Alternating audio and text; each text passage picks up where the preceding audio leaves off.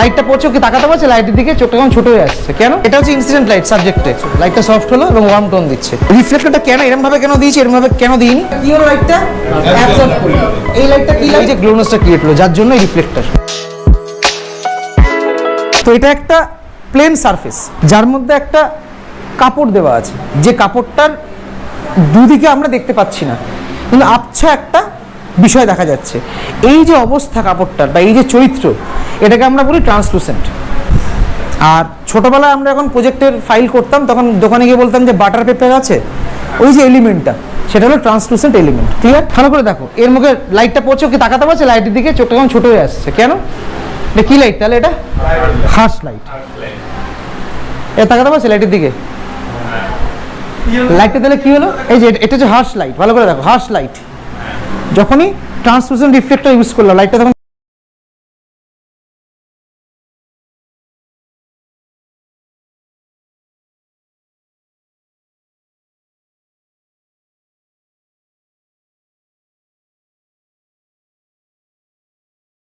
Light প্রথমে এই জায়গাতে আছে, এখান থেকে লাইট মারছি, পেপারের মধ্যে লাইট দিলাম, লাইটটা সরাচ্ছি, ইফেক্টটা কি চেঞ্জ হচ্ছে? কি চেঞ্জ হচ্ছে?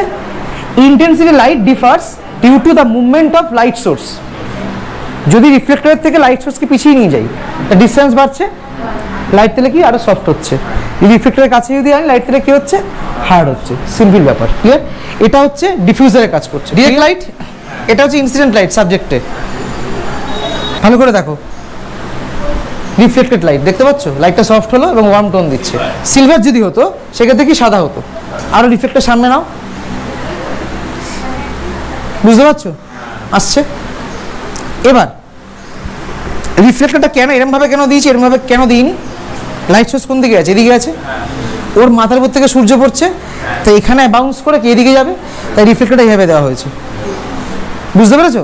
এটা পাওয়ারটা কম লাইটের এসছে। বুঝতে পেরেছো?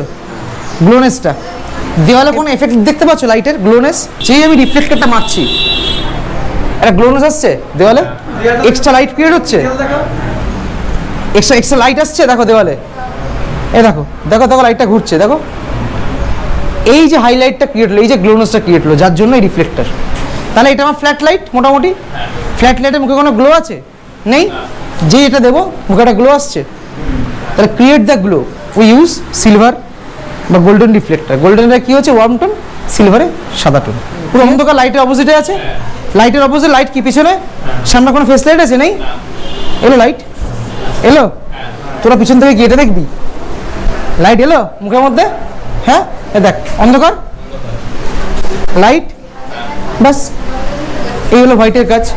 হোয়াইট কেন? যে কোনো রিফ্লেক্টরেরই কাজ। ভালো করে দেখো, এই লাইটটা কি লাইট প্রত্যেকে বলো। এটা কি লাইট সাবজেক্টে পড়ছে? কি লাইট এটা? এটা ইনসিডেন্ট লাইট। ব্ল্যাককে আমরা কি বলেছি? লাইটকে অ্যাবজর্ব করে বা লাইটকে কাট করে, তাই তো? সিলভারে যখন মারছি লাইটটা, তাহলে ফেসে লাইট যাচ্ছে, আরো সামনে দিলে আরো বেশি লাইট যাচ্ছে। ক্লিয়ার? লাইট পাচ্ছে মুখে।